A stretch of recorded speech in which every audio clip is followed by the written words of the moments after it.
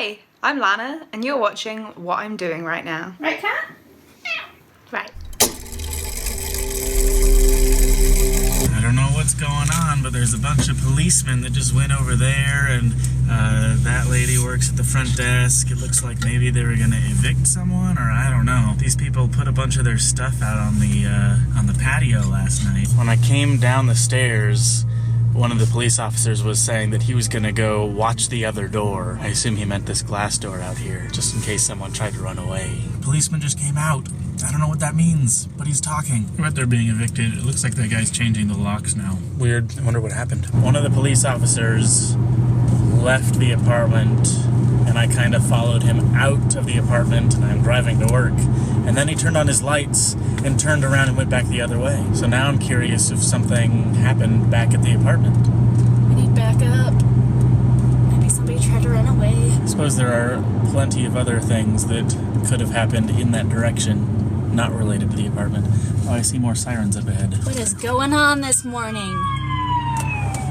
Something is afoot in Missoula, Montana. Later today, there's a hearing about whether or not this building should be torn down. People in the community feel very strongly about it, so I'm kind of interested in going just because I want to see what happens. Katelyn's building a computer.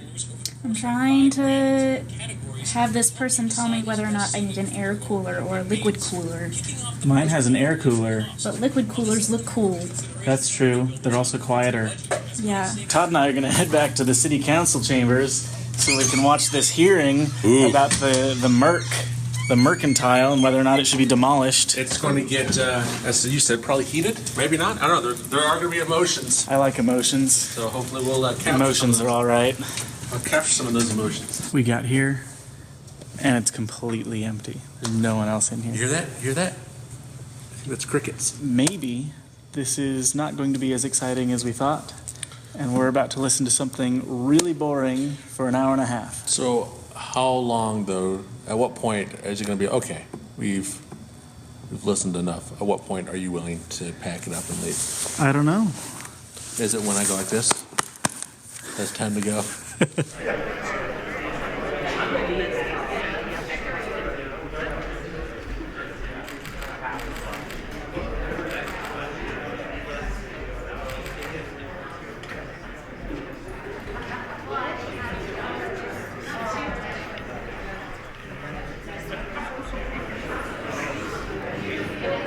Let's call this meeting to order. Thank you all for attending. And we want to make sure everyone feels comfortable coming forward and speaking. So we want to make sure that we keep things very civil. No applause, no cheering, no catcalls, no comments. We would like everyone to feel very comfortable coming up to the microphone. Appreciate that. Thank you very much. Could you state your name for the record? I'm sorry. J.P. Williamson. Thank you I very reside in Charlottesville, Virginia.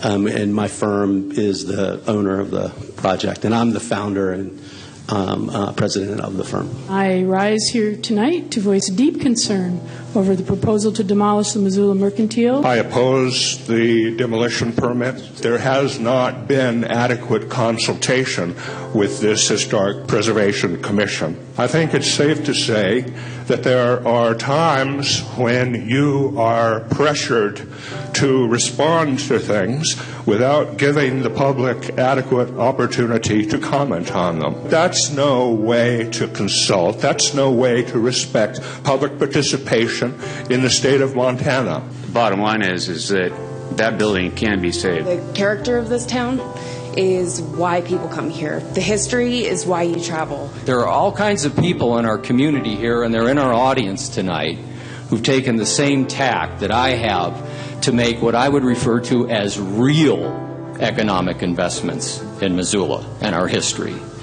They're going on within 100 feet of where we're sitting right now. And I would very, very much encourage you to consider very seriously the true economic impacts in downtown if we lose this building. You are tasked with finding alternatives, viable alternatives, and you are given 90 days to do that task, and I ask that you take those 90 days. Thank you. Are we willing to be like those ISIS terrorists who demolished the World Heritage Site at Palmyra, and that had the world up in arms?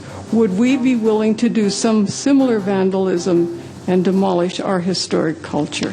It would be a shameful tragedy if you approved the demolition of one of the buildings, which is a pivotal example of Missoula in the downtown. There are lots of really creative uses that we could use for this building, and we as a community have not really been invited to participate. I would love to see it as a mall for our local artisans who really only have one day a year during the Maid Fair to display their wares. I, for one, would be very interested in relocating to the Mercantile if it had office or if it had space for rent. Missoulians have always loved, honored, and respected their history.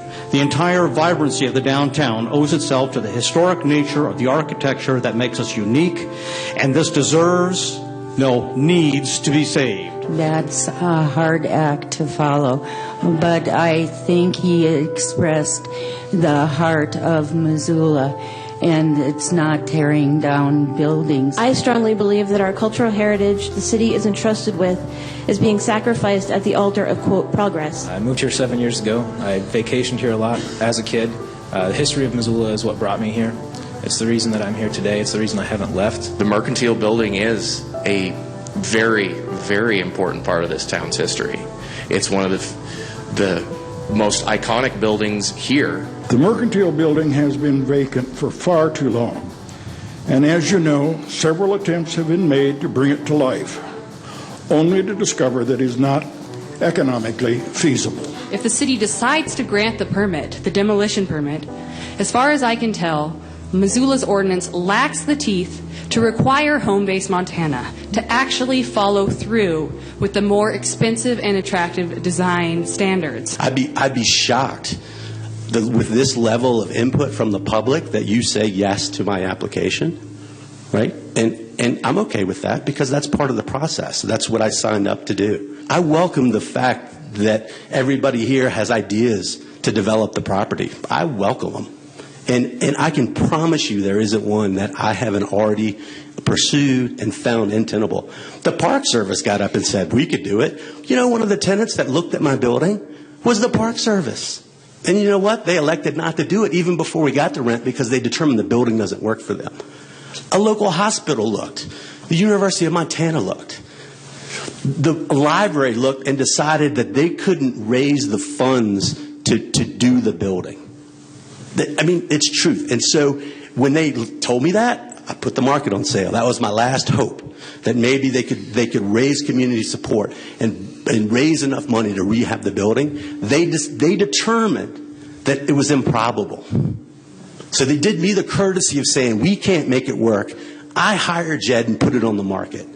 Because I'm at the peak of my frustration in this process. So I appreciate you taking the time. I'm sorry that my frustration is at its boiling point, and I'm happy to answer questions. But it's unconscionable to me that you consider that I have not looked at a way to make money on a building I bought. It's starting to feel a little bit like we're under a lot of pressure, and we need the time to make the decision. We need to have the ability to make the decision, and I feel like we're being pushed. There's absolute no reason to vote on this tonight that I can see, and in fact it would do a disservice to the applicant, to our legal obligations, to the public, and to the entire intent of the Historic Preservation Commission.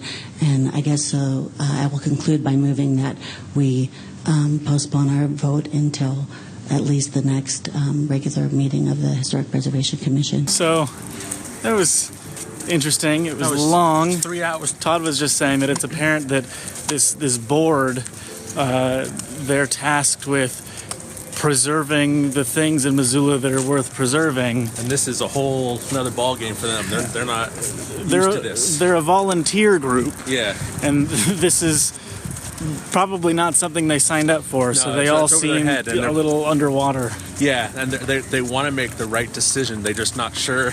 Like, they want to do the right thing. They don't know what the right thing is, and they're afraid whatever decision they make, they're going to upset their peers, and they don't, or the other citizens here, I should say. But I don't know. I don't want to be in their position. That's all. It's a complicated issue, Michael. Government is fun. So when I was sitting in that meeting, there's a bunch of other news agencies around also covering the event. and the guy to my right was from the Fox affiliate in Missoula, and he kept leaning over to me and asking, what was that guy's name? Or what company does that guy work for? Because he was also like having to write up a write-up about what was happening and send that off to someone, I don't know. But I was like, dude, do your own job. This is why you're here. Also, he was shooting with a Panasonic HPX 170, which is the old camera that I own. And then when he left, he forgot one of the P2 cards, which is the big cards that camera shoots on, just on the floor. Did he come back in to get it? Yeah, he came back later. By that time, some guy who was also sitting over there picked it up and put it on his desk. Sounds like he was either really like scatterbrained or like he's not very good at his job. I don't know, maybe they didn't put their best guy on this assignment. Although, maybe he is their best guy and he was just having an off night.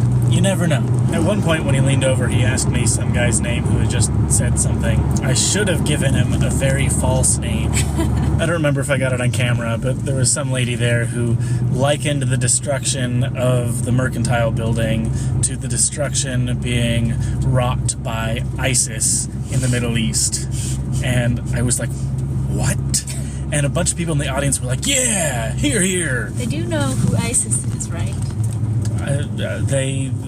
They seem to think that they know who ISIS is. I don't know what that was about.